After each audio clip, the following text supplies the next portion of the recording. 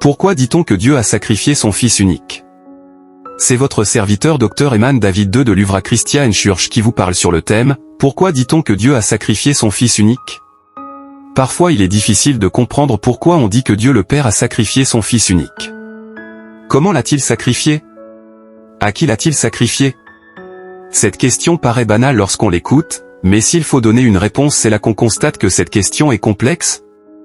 Cette question exhume le mystère de Dieu qui est Père, Fils et Esprit Saint. En effet, après la chute au paradis, Dieu Tout-Puissant qui est Père, Fils et Esprit Saint a déconnecté l'humain de la source de vie, de son esprit et a mis un mur infranchissable de séparation.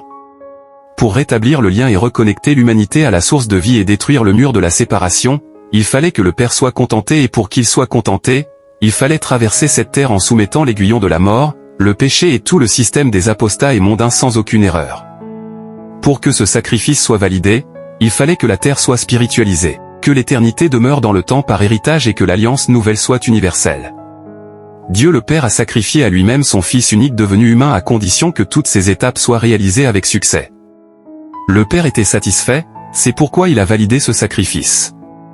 Il fallait que la terre boive le sang de Jésus et mange le corps de Jésus pour être spiritualisée, pour que l'éternité vienne dans le temps. Pourquoi dit-on que Jésus-Christ est Fils de Dieu?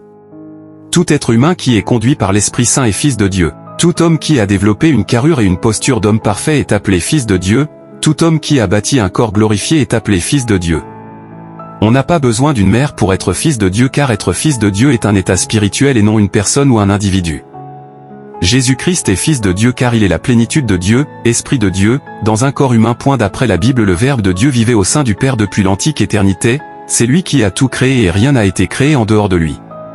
Le Père a enlevé de son sein son Verbe. Il s'est séparé de lui, il l'a relâché dans le monde pour accomplir le decretum absolutum. Il ne reviendra plus au sein du Père, il ne reviendra plus comme esprit, le Verbe reviendra comme un humain à corps glorifié pour s'asseoir à la droite de Dieu et non en son sein, et reviendra dans la gloire juger les vivants et les morts et le monde par le feu, ainsi que régenter la Jérusalem nouvelle. Dieu a sacrifié son Verbe pour réaliser le plan de la rédemption et du salut et régenter comme roi des rois la Jérusalem nouvelle. Le Fils unique n'est plus revenu dans le sein du Père après sa mission, il s'est assis à la droite du Père en attendant d'OM. Il reviendra non plus dans le sein du Père mais il reviendra juger les vivants et les morts. Dieu a vraiment sacrifié sa parole qui a quitté le rôle de créateur pour régenter le royaume de gloire en tant que souverain et roi des rois. Voilà comment Dieu le Père s'est séparé de son Fils. Ils ne restent unis maintenant par leur esprit commun, comme tous les élus. C'était votre serviteur Eman David II pour l'Uvra Christian Church.